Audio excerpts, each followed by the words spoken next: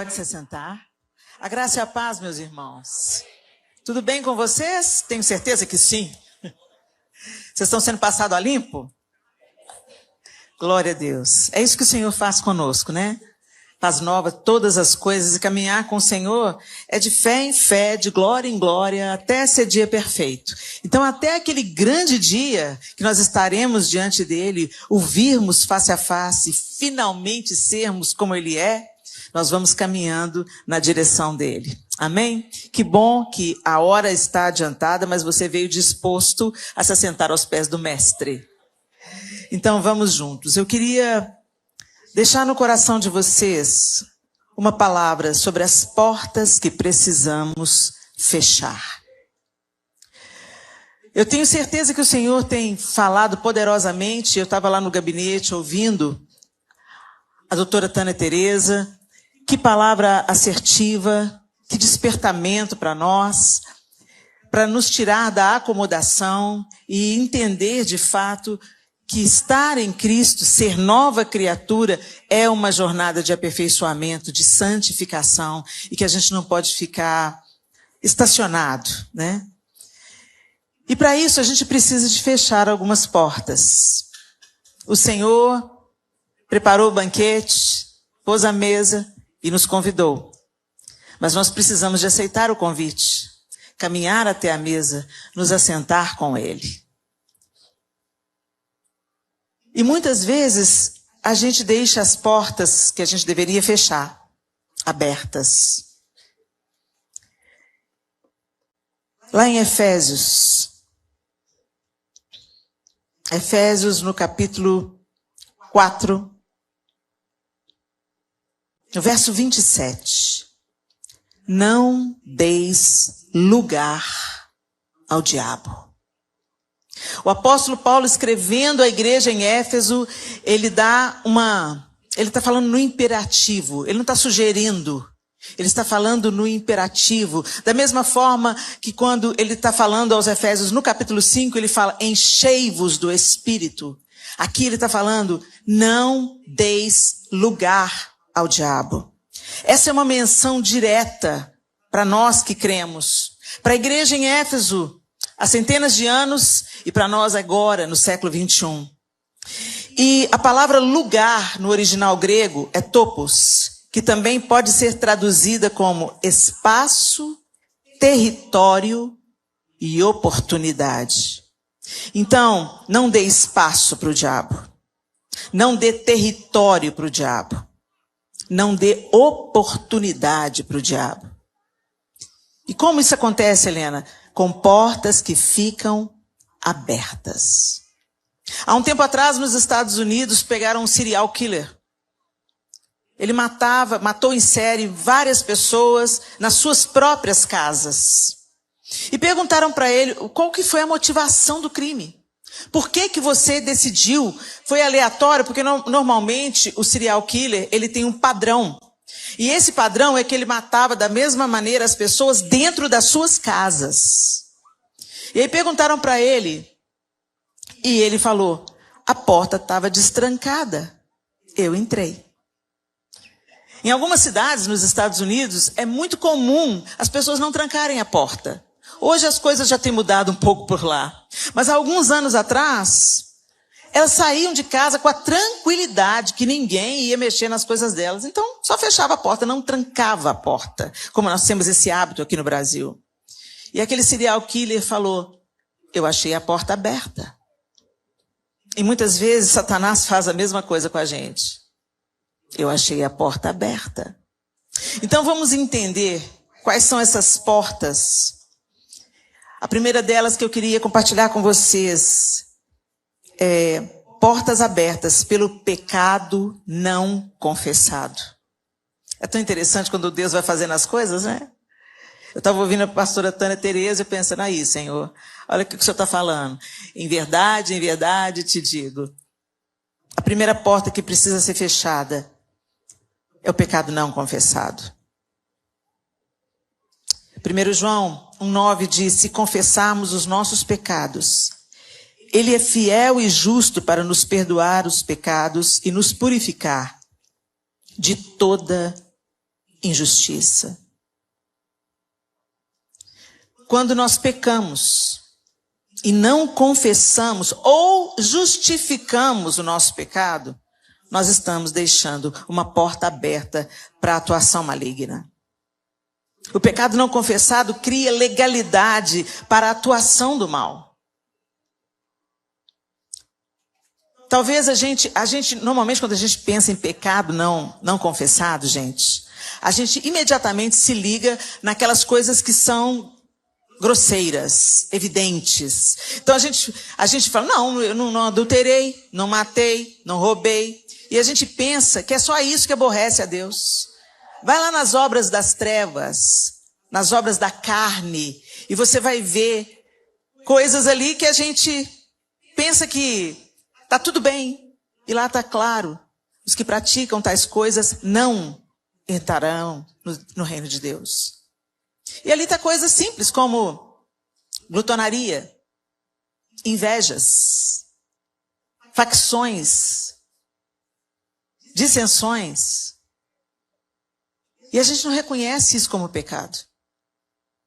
A gente passa pano para esse tipo de pecado, principalmente porque ele não aparece fisicamente. Não é um pecado que está exposto. As pessoas não podem olhar para você e ver esse pecado. Ninguém olha para você e vê. Fulano está lidando com inveja. A não ser que já esteja tão crônico, né, gente? Já esteja tão crônico que... Alguns comentários que as pessoas fazem revelam o seu coração. Mas normalmente, a inveja, a glutonaria, a bebedice... Gente, tem gente que é crente. Crente até o diabo é, né, gente? É o que as escrituras dizem. Até os demônios creem e tremem. Mas tem crente que entorna todas. Ah, Helena, o que tem? Eu estou bebendo na minha casa. Não estou importunando ninguém. Mas você precisa dessa taça de vinho para se manter alegre, né? Você precisa dessa cervejinha para ficar, leve. Para abafar um pouco a angústia do coração. Então eu quero te dizer, isso é idolatria. Está tomando o lugar de Deus. Quem é alívio na nossa vida é o Senhor.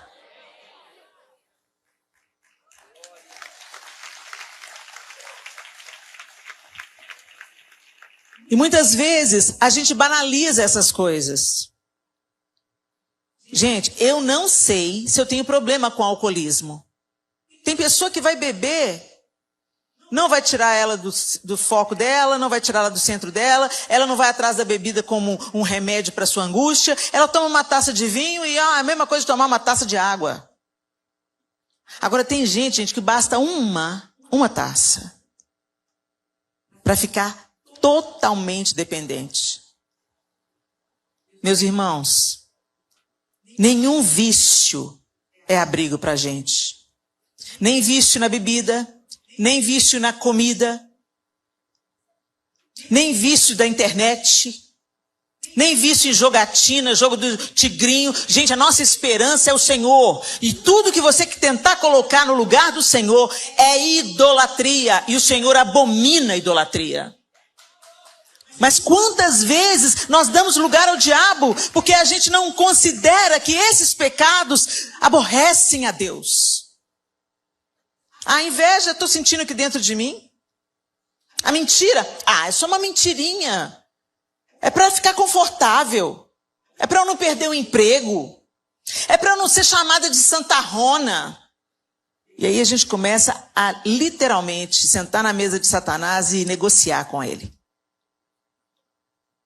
Feche a porta, confesse os pecados que às vezes já se tornaram tão habituais na sua vida que você nem enxerga mais como pecado. Algumas pessoas, quando são confrontadas, falam assim, Deus entende. É o diabo também. Ele entende e acolhe. Deus abomina o pecado. E a palavra dele é clara. Os que praticam tais coisas não herdarão o reino de Deus. Então confesse o seu pecado. Nosso pecado precisa ser confessado. A gente precisa de rasgar o nosso coração diante de Deus. Lá em 1 João 1, de 7 a 9, diz assim: mas se vivemos na luz, como Deus está na luz, temos comunhão uns com os outros, e o sangue de Jesus, seu Filho, nos purifica de todo pecado. Se afirmamos que não temos pecados, enganamos a nós mesmos e não vivemos na verdade. Mas se confessamos nossos pecados, Ele é fiel e justo para nos perdoar os pecados e nos purificar de toda injustiça. Que a luz do Senhor ilumine o seu coração, os quartos escuros, onde muitas vezes vocês têm escondido coisas. E isso tem sido legalidade, território, oportunidade para o diabo entrar. Fecha as portas.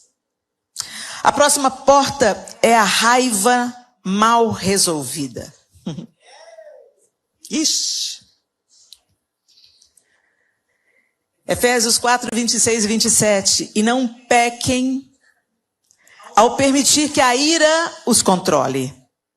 Acalmem a ira antes que o sol se ponha, pois ela cria oportunidades para o diabo. Olha o que as escrituras estão dizendo, meus irmãos. Eu não sei vocês não, gente, mas eu posso dizer por mim que ultimamente eu estou tendo que lidar muito com a minha ira. Muito mesmo. Quando a gente lê os jornais, quando a gente fica um pouquinho na internet, quando a gente vê as notícias, quando a gente vê a justiça virando injustiça, quando a gente vê o certo sendo chamado de errado e o errado sendo chamado de certo, o sangue talha. Mas a palavra de Deus diz que a minha ira não produz a justiça de Deus. Então, se eu permito que Satanás coloque o meu sangue justiceiro para funcionar, eu estou tendo a pretensão de falar que Deus não sabe o que ele está permitindo. Deus, você não sabe o que o Senhor está fazendo, não? O Senhor não sabe o que o Senhor está permitindo, não? Gente, se nós estamos passando por aquilo que estamos passando, nós precisamos passar. A igreja do Senhor precisa se arrepender dos seus pecados. A igreja do Senhor tem negociado com Satanás em muitas instâncias. E eu estou dizendo, não é só no Brasil, não, no mundo. Agora, no que nos toca aqui, no Brasil, nós como igreja brasileira, nós precisamos de dobrar o nosso joelho e gemer diante de Deus e falar: Senhor, a culpa é nossa. Nós temos negociado a nossa fé, nós temos nos assentado nas mesas dos príncipes e líderes governamentais, querendo benefício próprio. Senhor, nós temos negligenciado a viúva, o órfão e o estrangeiro. Senhor, nós temos alimentado a desigualdade dentro da igreja. Senhor, nós temos mentido, nós temos cobiçado, nós temos adulterado. Quantos altares manchados com adultério. Oh Deus, tenha misericórdia do Brasil. Que a nossa ira vire clamor. Que a nossa ira vire ira contra o pecado. O nosso pecado. Porque se o meu povo, que se chama pelo meu nome, se humilhar e orar e me buscar e se converter dos seus maus caminhos, eu ouvirei do céu, eu perdoarei o seu pecado e eu sararei a sua terra. Mas para isso, nós precisamos de confiar. Se a raiva é mal resolvida, isso vai acabar refletindo. Gente, se a gente está mal com o nosso irmão ou com o nosso semelhante, presta atenção no que eu vou te dizer. Se você tem dificuldade com o seu semelhante, isso pode ser um sintoma da sua dificuldade com Deus. Caim não podia matar Deus. Quem rejeitou a oferta de Caim foi Deus, não foi Abel. Mas quem que ele matou? A gente não pode matar Deus. A gente não pode ensinar para Deus.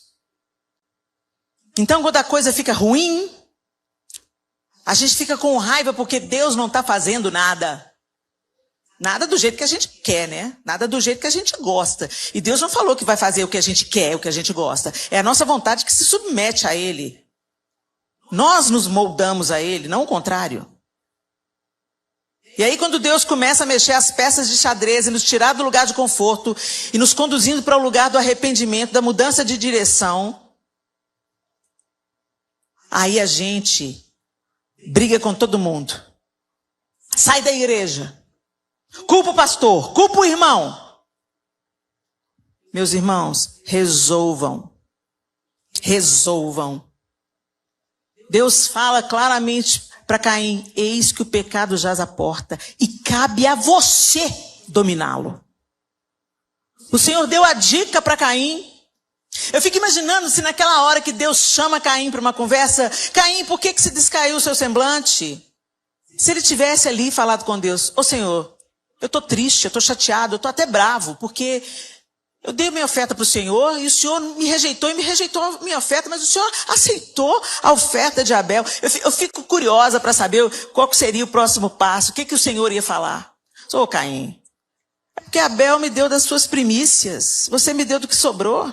Abel revelou aquilo que ele estava, o que eu significo para ele, e você não. Reveja o seu coração, Caim.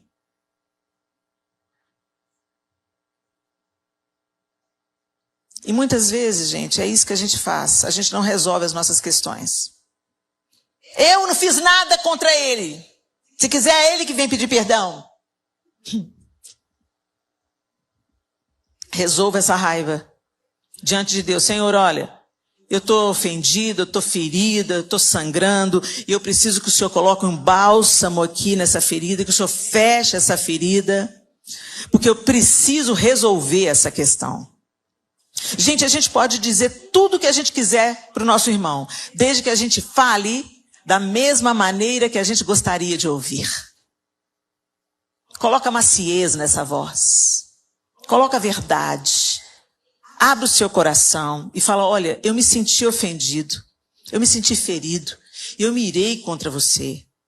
Mas vamos resolver aqui, mano. Eu não posso ficar irado com você, porque se eu fico irada com você, eu abro portas na minha vida que eu preciso fechar. A próxima porta que nós precisamos fechar é a cobiça e o desejo desenfreado. O desgoverno na maneira como a gente lida com as nossas questões. Lá em Tiago 1:13-15 diz assim: quando vocês forem tentados, não digam, essa tentação vem de Deus, pois Deus nunca é tentado a fazer o mal e Ele mesmo nunca tenta alguém. A tentação vem de nossos próprios desejos que nos seduzem e nos arrastam. Esses desejos dão à luz o pecado, e quando o pecado se desenvolve plenamente, gera morte. A gente vive pondo a culpa no diabo.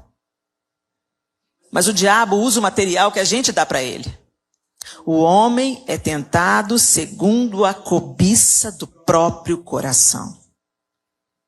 Se você tem problema com honestidade, com dinheiro, é aí que você vai ser tentado. É aí que você vai ser testado. O diabo não vai te oferecer brigadeiro se você não gosta de açúcar e chocolate. Ele sabe o que te apetece. Ele sabe do que você gosta. Ele sabe daquilo que você tem dificuldade de lutar contra. E é esse laço que ele prepara para a gente. A fofoca, o desgoverno com o dinheiro, relacionamentos esquisitos. Gente, um adultério, a infidelidade, ela não começa assim: fulano estava andando com um casamento saudável, maravilhoso, escorregou e caiu. Não, a queda é um processo. A gente começa a se afastar de Deus, a gente começa a orar menos, a buscar menos a presença de Deus, a gente vai se sentindo indiferente, enraivecido por aquilo que não está do jeito que a gente quer. Nosso casamento começa a dar sinais, sintomas de que está doente. E aí a gente olha para aquela mulher que tinha a cintura 78 centímetros, agora está 90. E você olha para o cara e fala, meu Deus, ele tinha tanto cabelo, agora não tem nenhum.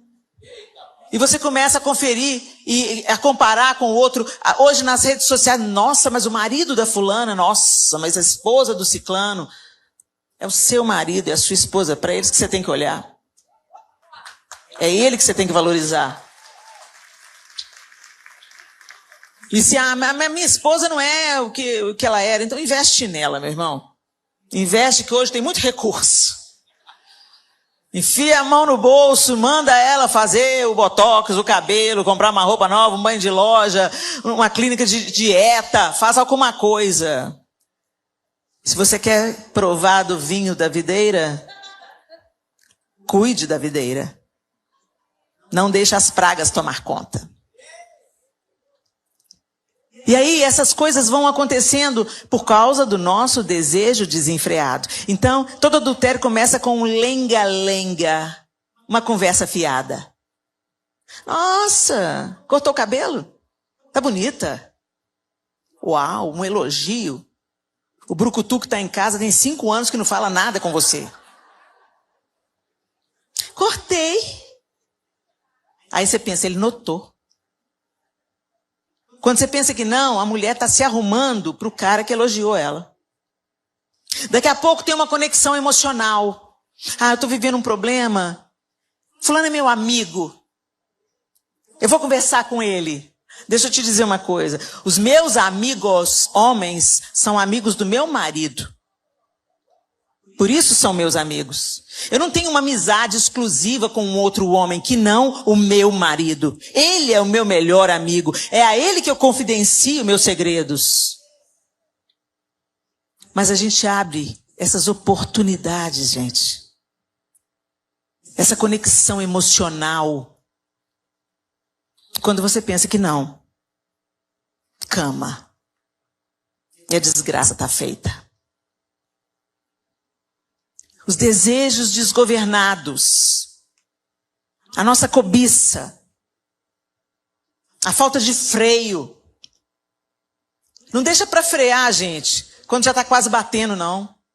Você freia lá no início da ladeira. Quando começa a ter um declive, vai pisando no freio. E se for muito íngreme, volta daí, passa por outro caminho. Mas muitas vezes nós acolhemos o desejo, porque ele começa aqui, ó. Depois ele desce para cá.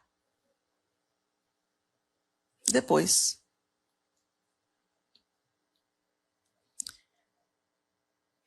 Não digam, essa tentação vem de Deus. Pois Deus nunca é tentado a fazer o mal e Ele mesmo nunca tenta alguém. A tentação vem de nossos próprios desejos, que nos seduzem e nos arrastam. Vigie os seus desejos. Feche essa porta da cobiça e da falta de freio. A próxima porta que nós precisamos de fechar são as práticas ocultas e espirituais fora de Deus. Gente, o povo brasileiro, nós somos um povo naturalmente muito místico.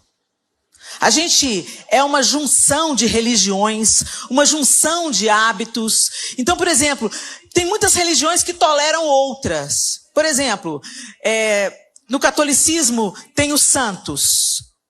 No catolicismo romano tem os santos. Aí tem os nomes correspondentes aos santos no candomblé.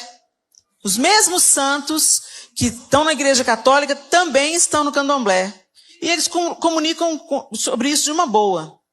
A gente vem na igreja, mas a gente também vai na cartomante. A gente vai na igreja, mas deixa eu saber. Gente, eu vi isso. Eu estava na fila para pagar um almoço. E ela falou assim, uma moça conversando com a outra. E falou assim, eu procurei a mulher lá para prender ele. Aí ela falou assim, mas você não é evangélica? Aí ela falou, eu sou evangélica, mas eu sei que ela... Eu sei que ela faz isso, ela traz o amor de volta. Ô, gente, misericórdia. Mas não pense. Gente, lê horóscopo. Às vezes você pensa que você tem que entrar numa sessão, levar passe. Não. Você começa a lidar com práticas espirituais. O mundo espiritual, como já foi dito aqui, é mais real do que você possa imaginar. Não brinca com fogo. Não tenha um desejo duplo. Não peça socorro para Deus e toma cafezinho com o diabo. Decida a sua fé. Decida a sua fé. Como diz o filósofo carnal, ateu, cara. Mas ele falou uma verdade tão grande. As pessoas customizam a religião. Elas pegam um pouquinho da fé evangélica, um pouquinho do catolicismo romano, um pouquinho do candomblé, um pouquinho do espiritismo mesa branca. E também vão colocar um pouquinho de quimbanda, porque ninguém é de ferro. E aí a gente faz aquela miscelânea e pensa que está tudo bem. Eu vou andar com fé. Só não se sabe, como diz a música, só não se sabe fé em quê? A arte de viver da fé. Só não se sabe fé em quê? Em que nós cremos? Por que precisamos de salvação? Ô, gente, está faltando na igreja do Senhor fundamento. O básico a gente não está sabendo. Por que você crê em Jesus? O que ele veio fazer? De que ele veio nos salvar? Quem é Satanás na jogada? Por que você era irreconciliável? Por que você não consegue se voltar para Deus sozinho? Qual é o papel do Espírito Santo? É a Escritura que comanda a nossa vida ou é um tanto de acessório que a gente usa? Para muito crente, a Bíblia é patuar. Abre lá no Salmo 91 para espantar os maus espíritos. A página da Bíblia do Salmo 91 fica até preta. De poeira. O Salmo 91 tem que estar aqui, ó. Aqui. Aquele que habita no esconderijo do Altíssimo, a sombra do Onipotente descansará. Aquela música da Cassiane diz tudo, gente. A tua palavra escondi, guardada no meu coração, pra eu não pecar contra ti, Senhor. A tua palavra escondi, minhas vestes no sangue lavei, e das tuas águas bebi, pra ser uma oferta agradável a ti. Minha vida a ti consagrei. Uma vida consagrada é uma vida devotada somente ao Senhor. Ele ocupa o topo, ele ocupa a centralidade dos nossos afetos, da nossa busca, da nossa confiança. Pare de brincar com o mundo espiritual, com práticas ocultas, fora de Deus. Deuteronômio 18, 10 a 12. Jamais deverá haver entre vocês. Sou eu que estou falando, gente, é a Escritura. Jamais deverá haver entre vocês alguém que queime seu filho ou sua filha como sacrifício. Não permitam que alguém do povo pratique adivinhação. Deixa eu abrir um parênteses aqui, gente. Tem muito espírito de adivinhação dentro da igreja e vocês estão chamando de profecia. Ah, porque o profeta fulano de tal, ele me dá o número da minha identidade. E em que isso glorifica Deus? Em que isso edifica o corpo? Quando Deus libera uma palavra profética, Ele não libera uma palavra só para você, não. Se ela passa por você, é para atravessar você e alcançar outras pessoas. É sempre para a glória de Deus, para trazer a revelação para o corpo de Cristo. E muitas pessoas que têm o potencial, o chamado de ser um profeta de Deus, negocia. E quando você fez que não, está adivinhando. Vocês lembram daquela escrava que foi livre? E ela vinha atrás de Paulo falando, esses homens são servos do Deus Altíssimo. Estava endemoniada. Ela estava falando a verdade. Dê ouvidos a eles. Olha o diabo evangelista. Engano. Paulo se irritou com aquilo, virou para ela, repreendeu o demônio e ela foi liberta. Cuidado, gente, com o que vocês estão chamando do espírito da profecia. Não permitam que alguém do povo pratique adivinhação. Então é possível praticar adivinhação, certo? Use encantamentos, interprete agouros, envolva-se com bruxaria, lance feitiços, atue como médium ou praticante do ocultismo, ou consulte os espíritos dos mortos. Está na Bíblia!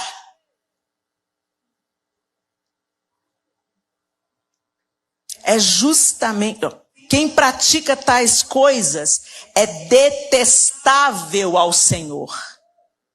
Em outras traduções diz, abominável ao Senhor. Quem pratica tais coisas é detestável ao Senhor. É justamente porque as outras nações praticam essas coisas detestáveis que o Senhor, seu Deus, as expulsará de diante de vocês. Gente, isso é muito sério. Porque a quem muito é dado, muito é cobrado. Nós conhecemos a palavra, nós temos acesso às escrituras sagradas, mas a gente não lê, né? A Bíblia só tem efeito quando ela sai da página, entra em você e transforma a sua vida. Não adianta abrir no Salmo 91. Você tem que comer a palavra e ela vai te transformando. Você vai conhecendo Deus a quem você diz que segue e ama. E você vai fechando as portas dessas coisas que você abriu na sua vida. Gente, isso é muito sério. O mundo espiritual é sério. Cuidado com as portas que você está abrindo. Cuidado com a adivinhação, com feitiçaria. Com fazer feitiços. Traga o seu amor de volta. Se Deus está falando para não fazer... É para não fazer. Não, Helena, mas aqui, aquele demônio, aquele espírito que subiu lá para médium em Endor, era Samuel ou não era Samuel? Que apareceu para Saul, não quero saber se era Samuel ou não era Samuel. Não interessa saber. O que me interessa é que o Senhor falou, não consultem os mortos, e isso para mim é abominável. Ponto final. Se o Senhor falou, está falado. Não é para mim se é abominável, meu Deus. Abusos e vícios. Tito 2,12. Somos instruídos a abandonar o estilo de vida ímpio e os prazeres pecaminosos. Neste mundo perverso, devemos viver com sabedoria, justiça e devoção. Provérbios 25:28. Quem não tem domínio próprio é como uma cidade sem muros. Eu não vou ser redundante aqui, porque eu já citei vício como exemplo. Então eu não vou ficar batendo na mesma tecla. Vocês já entenderam que os vícios e os abusos de certas substâncias, eles são portas escancaradas para o inimigo das nossas almas. Por isso que o domínio próprio é fruto do Espírito. Nós precisamos de buscar do Senhor esse fruto poderoso, autogoverno. Você não é governado pelo seu desejo. Você não é levado pelas suas preferências. Você não é conduzido para lá e para cá. O dia que você está feliz, você adora o Senhor. O dia que você está triste, você tem um coração firmado no Senhor. Fecha a porta dos abusos e dos vícios. O que consumimos com os olhos e os ouvidos. Ah, meu Deus. Mateus 6, 22 e 23. Seus olhos são como uma lâmpada que ilumina todo o corpo. Quando os olhos são bons, todo o corpo se enche de luz. Mas quando os olhos são maus, o corpo se enche de escuridão.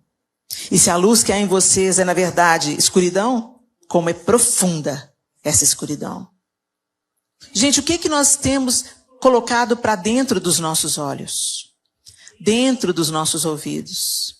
Para as crianças a gente canta, né? Cuidado, olhinho no que vê. Cuidado, olhinho no que vê. Pois o Salvador do céu está olhando para você. Essa música é até teologicamente esquisita, né, gente? Porque parece que Deus está esperando para te punir, né? Mas a gente canta isso para as crianças, cuidado do boquinho no que fala, cuidado do ouvido no que ouve, cuidado do mãozinho onde toca, mas a gente não toma esse cuidado. A gente está colocando qualquer lixo para dentro da gente. E às vezes, gente, a gente pensa também que as portas espirituais que a gente abre para Satanás na nossa vida, elas vão trazer endemoniamento, possessão, opressão. Gente, às vezes só vai causar distração. O diabo sabe como ele trabalha. Ele não precisa tirar você da igreja, não. Ele pode manter você na igreja, crente de que está salvo, que está redimido, que está andando com Deus, que Deus está te respaldando, mas você está totalmente longe do Senhor. Totalmente longe da sua vontade, do seu propósito. Por quê? Porque você se deixou distrair. O que você está assistindo? O que você está ouvindo? Que conversas você tem ouvido? A fé vem pelo ouvir, e ouvir a palavra de Deus. Então o contrário também é verdadeiro. Dependendo daquilo que você ouve, você é esgotado na sua fé. Desesperançado. E a pornografia? Quantos crentes lidando com pornografia? A pornografia está arruinando os casamentos dentro da igreja. Gente, a pornografia é um vício que vai destruir os relacionamentos de verdade. Porque ele cria modelos irreais de relacionamento. É uma cadeia.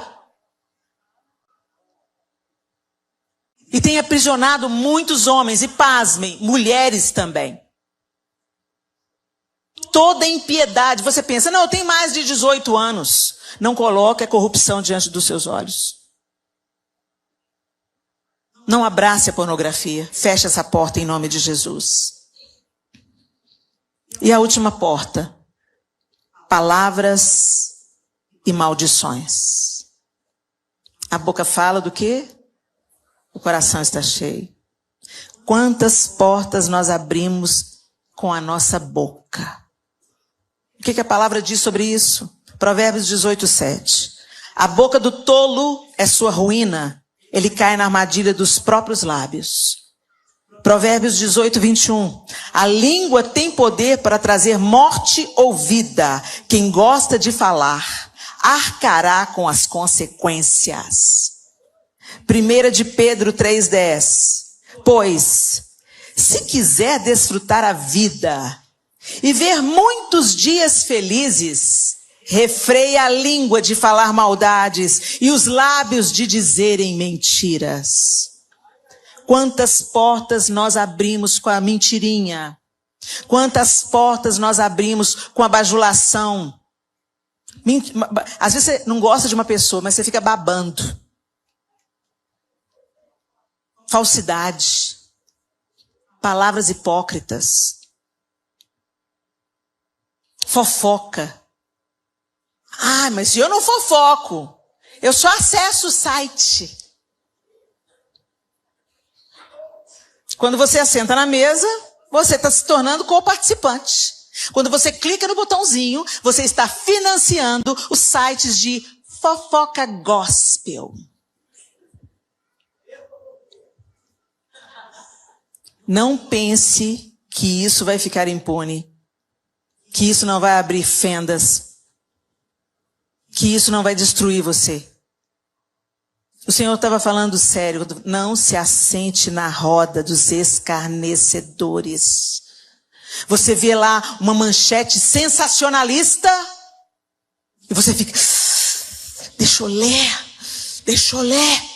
Autogoverno. Passe adiante. Tudo que você consome, você financia. Tudo que você assiste, você financia.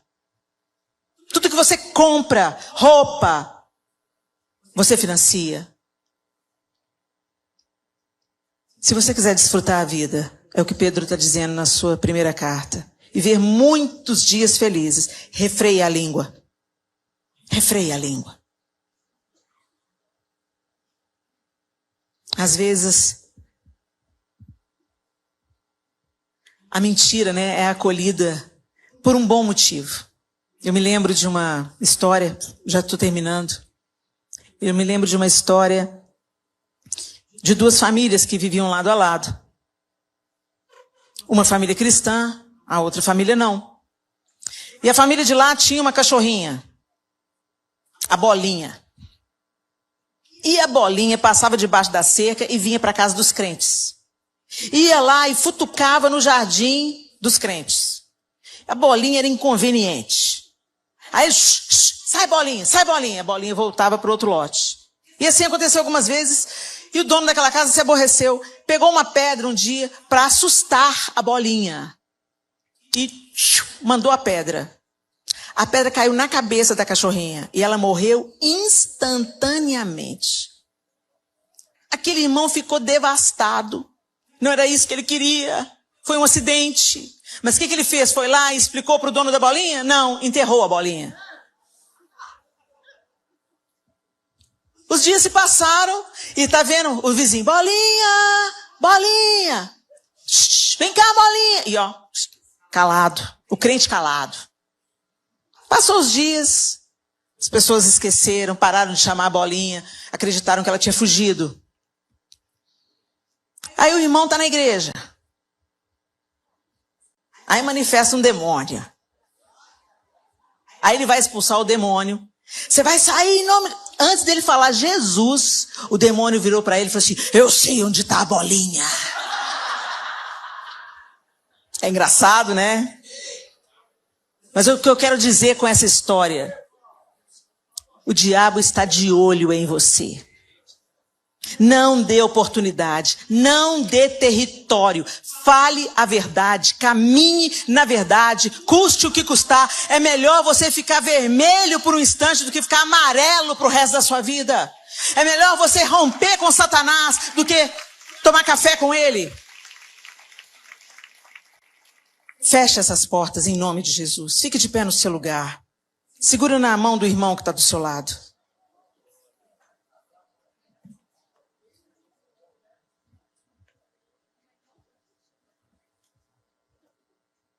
Pecado não confessado, a raiva mal resolvida, a cobiça e o desejo desenfreado, práticas ocultas e espirituais fora de Deus, abusos e vícios,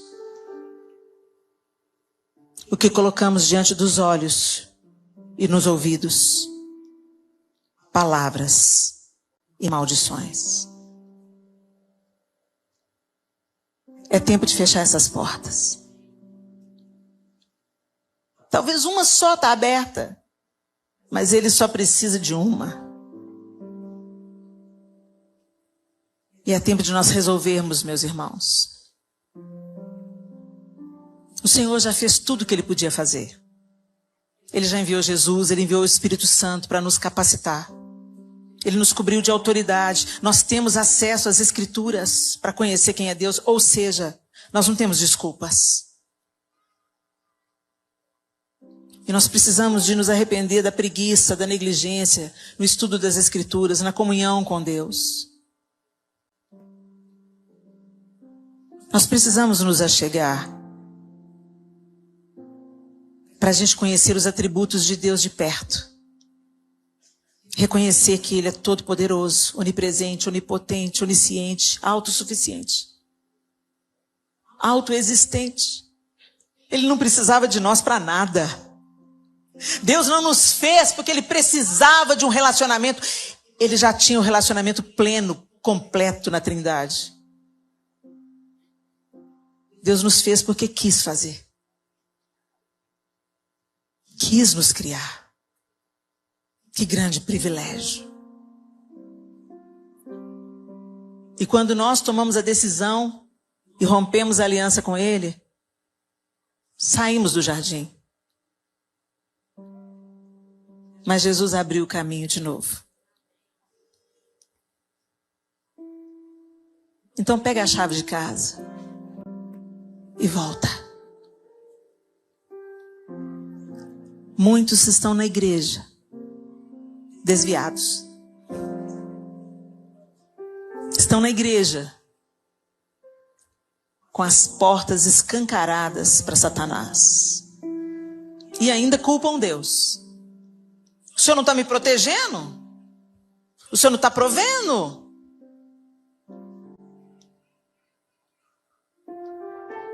Que a sonda do Senhor desça no nosso coração nessa noite, amém? Senhor, nós estamos na Tua presença e nós somos gratos.